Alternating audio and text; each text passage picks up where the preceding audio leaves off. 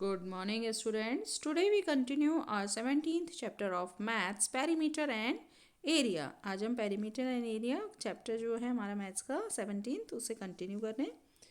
In previous class we had discussed about perimeter. किसी भी figure का perimeter जो होता है उसकी जितनी भी लेंथ होती है साइड की उनका सम होता है perimeter.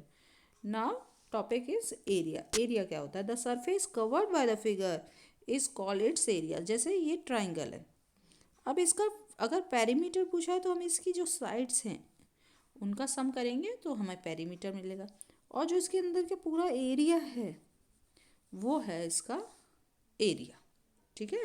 जो सरफेस होती है अंदर, the area is measured by small square called unit square. Small squares के यूनिट में उसे हम मेज़र करते हैं. We choose the size of the unit square according to the size of the area we wish to measure. Unit square में side 1 metre. इसे हमेशा square में हम मेज़र करते हैं एरिया को. जैसे मान लीजिए जो भी हमारा आंसर होगा 4 मिलीमीटर है या सेंटीमीटर है तो उसका सेंटीमीटर जैसे सेंटीमीटर स्क्वायर. स्क्वायर ऐसे भी लगाते हैं या फिर हम कह सकते हैं इस तरह से भी लिख सकते हैं 4 स्क्वायर सेंटीमीटर. या जैसे मान लीजिए 10 है 10 square metre, 12 square millimetre. Clear. तो इस तरह से हम मेज़र करते हैं. स्क्वायर की यूनिट होती है इसकी.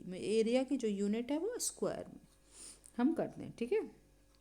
अब कैसे मेज़र करते हैं? जैसे रेक्टेंगल एंड स्क्वायर के बारे में अब हम पढ़ रहे हैं. ये वाला वो वाला स्क्वायर नहीं है जो यूनिट में हम स्क्वायर लगा रहे हैं. ये स्क्वायर तो फिगर वाला स्क्वायर है, ये वाला है ना. तो सबसे पहले हम पढ़ेंगे रेक्टेंगल के बारे में. If the length of the rectangle is 5 centimetre, length 5 centimetre है एंड 5 स्क्वायर ऑफ, देखिए ये इसकी लेंथ है 5 सेंटीमीटर, देख रहे हैं. And this is the breadth. ठीक है. तो आप देख रहे हैं कि यहाँ पर स्क्वायर बने हुए हैं छोटे छोटे, हाँ 1 सेंटीमीटर के. तो इसकी किस तरह से हम निकालते हैं? एरिया ऑफ रेक्टेंगल का फॉर्मूला होता है area of rectangle is equal to length multiply breadth. Length क्या होती है? लंबाई. और ब्रेथ होती है चौड़ाई. और पेरीमीटर ऑफ रेक्टेंगल क्या था? पेरीमीटर ऑफ रेक्टेंगल था 2 multiply L plus 2 multiply B. ये तो पेरीमीटर का फॉर्मूला है और एरिया का फॉर्मूला है एल मल्टीप्लाई बी. और अगर एरिया दिया हुआ है हमें और लेंथ दी हुई है तो ब्रेथ कैसे निकालेंगे?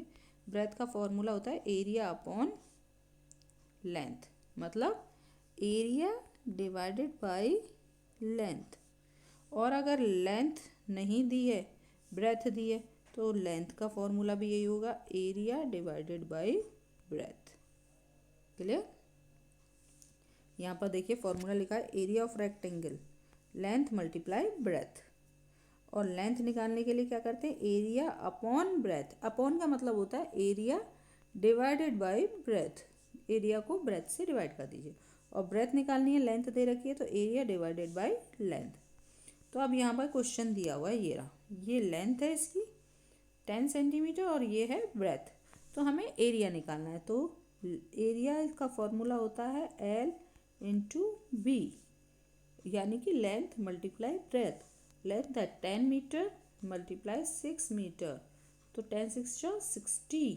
अब यहाँ पर स्क्वायर मीटर लगाएंगे क्योंकि स्क्वायर लगाना ज़रूरी है हमें, हम क्योंकि एरिया निकाल रहे हैं. एरिया के लिए अभी हमने बताया स्क्वायर निकाल होना ज़रूरी है. तो आज का आपका होमवर्क है कि जो भी रेक्टेंगल से रिलेटेड एरिया के क्वेश्चंस हैं वो आपको करने हैं. So do practice of measuring area of rectangle. Thank you.